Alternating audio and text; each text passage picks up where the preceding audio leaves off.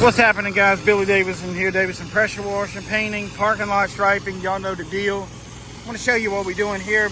A little bit unusual, so I figured I would bring this to the YouTube channel, kind of show y'all what we got going on. Surface cleaning some pavement here. So we're going to talk about a few things that could really help you out. Now, what the part he's surface cleaning now is black concrete.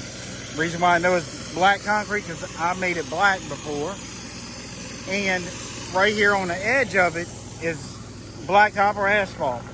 Same thing, you know, it's called different things, different parts of the country. Now, you absolutely don't want to surface clean blacktop or asphalt, but I can surface clean concrete. And originally, when the parking lot was built, they put the ADA in on concrete, but they wanted the concrete to kind of match the existing parking lot. In this situation, the parking lot is faded, probably needs seal coated at some point in the future, as you can see.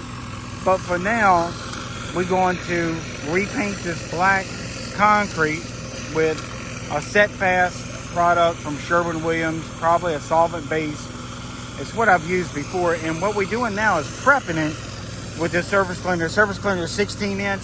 Oh, and by the way, if y'all want to learn about parking lot striping, pressure washing, you want to get expert help from a professional, 31 years in the business, go check out BillyDavidsonVIP.com. There'll be linked down in the description and the first pinned comment. We have hundreds of very happy students, and we hope you're one of our next students.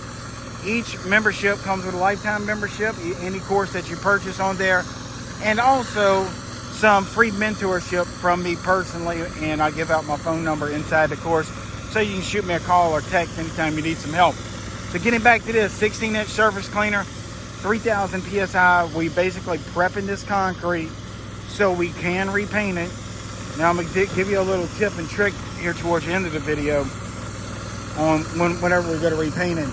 On this out here, this blacktop, again, you cannot surface clean this, so we can only power rinse it, sweep it, blow it, broom it, but we're not going to run a surface cleaner on it because we would scar it up or either loosen the aggregate.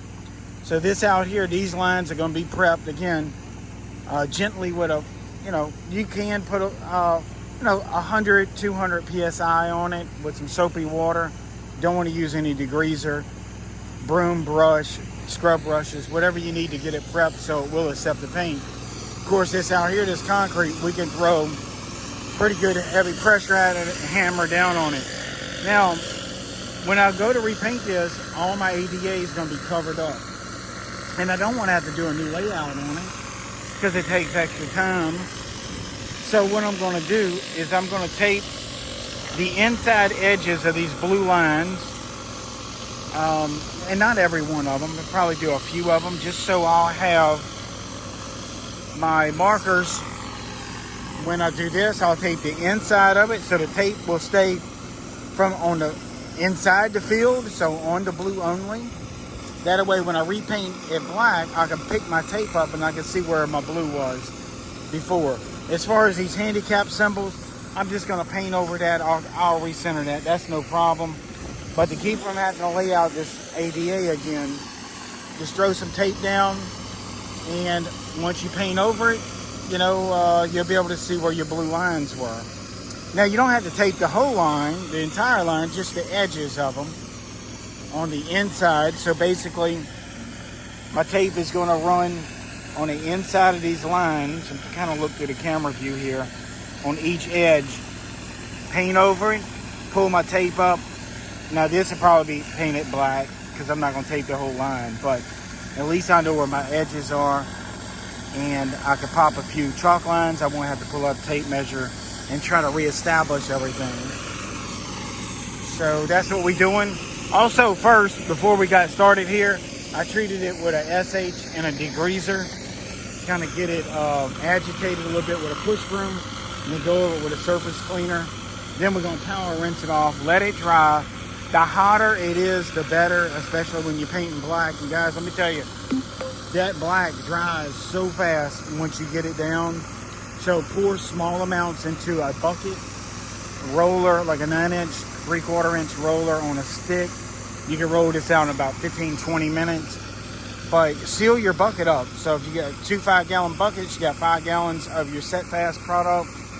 Pour some over into another bucket. If it's really hot like it is today, you would want to maybe put a few ounces of paint thinner in there, stir it up. That'll kind of keep it loosened up while you're rolling it. Because you'll see that black parking lot paint, God, it dries fast.